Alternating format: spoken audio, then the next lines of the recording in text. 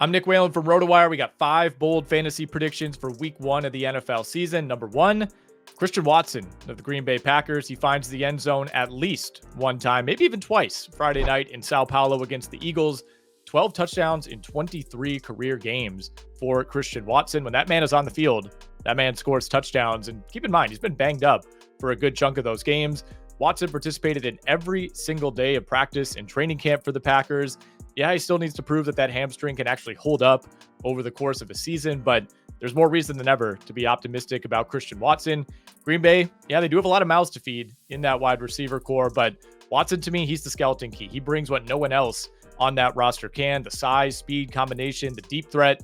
The Eagles, for their part, they're the worst fantasy defense in the NFL last season against wide receivers. They allowed 30 touchdowns to the wide receiver position in 2023. That was the most in the NFL. Christian Watson, he's finding the end zone on Friday night. Another wide receiver we like, Jackson Smith-Njigba. I think he puts up at least 20 fantasy points, maybe pushes for 25 fantasy points, something he did not do a single time in his rookie season last year.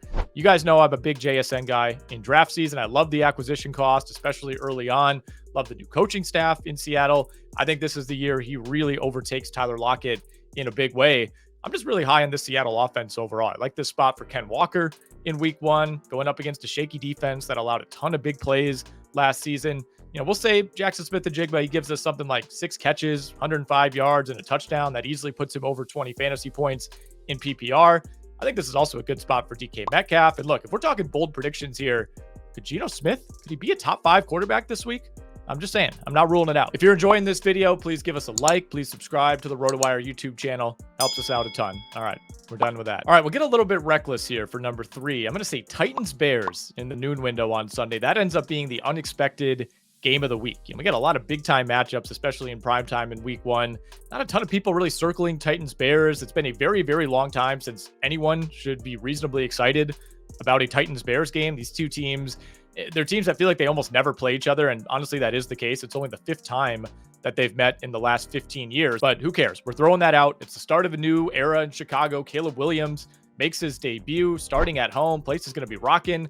On the Bears side of things, I'll say Rome Odunze, he does not get off to a JSN-like start last season. He catches a touchdown from Caleb Williams in his debut, and the Titans, who knows, man? We thought this might be a rebuild going into the offseason. Then they go out, they spend a bunch of money, they bring in all these veterans. They're certainly not operating as a team that thinks it's going to win 5 or 6 games this year.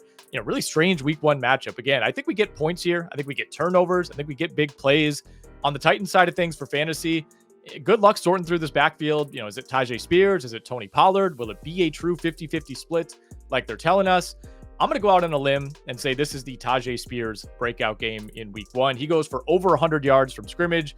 Bears defense was pretty good against the run last season, 6th in rush defense EPA by the end of the regular season, but they allowed a ton of big plays to running backs out of the backfield, gave up over 1,000 receiving yards to running backs last season. No other team in the NFL even got to 800. They allowed almost 8 yards per target to the running back position.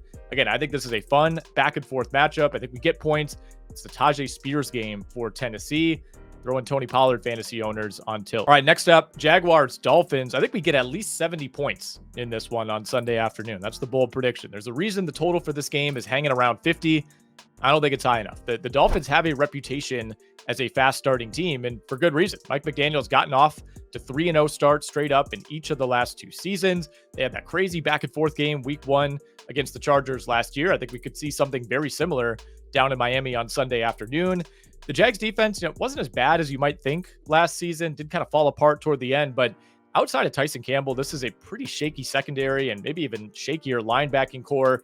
Dolphins do have some injuries along the offensive line. That is a concern, but I think they overcome that. I think they'll have no trouble moving up and down the field. And Jacksonville and their offense, they have the weapons. They got the big play threats now to keep up with this Miami team. I think we could see a repeat of that week 1 game last year between the Dolphins and the Chargers. Overall, I think we see more low-scoring games this week, much like week 1 last year. This is not going to be one of them, guys. I have the Dolphins winning this game. I have them covering the spread, but this could be 38-33, 41-37 type of game down in Miami. All right, number 5, Cooper Kupp makes a statement on Sunday Night Football. He reasserts himself as the clear wide receiver 1 for the LA Rams. And look, maybe this is a little bit of wish casting because I have so many Cooper Kupp shares in fantasy this season, but when Cooper Kupp is healthy, he is still that dude. He's had a great offseason. The Rams are going to be ready to roll. It's a rematch from last year's wildcard loss, a game that the Rams probably rightfully feel like they should have won in Detroit. Look, I have a lot of questions about the Rams offensive line. Obviously, replacing Aaron Donald is a nearly impossible task, but if anything, that leads me to believe that we're going to have a shootout on our hands in Detroit. And we know for sure the Lions are going to score. That offense is a well-oiled machine. I think the Rams are going to have to be aggressive. I think the Rams are going to have to throw the ball a ton to keep up with that Detroit offense. I love the spot for Cooper Kupp against a Lions defense that ranked 30th in the NFL last season in fantasy points allowed to the wide receiver position. I think it's a 100-plus yard night for Cooper Kupp.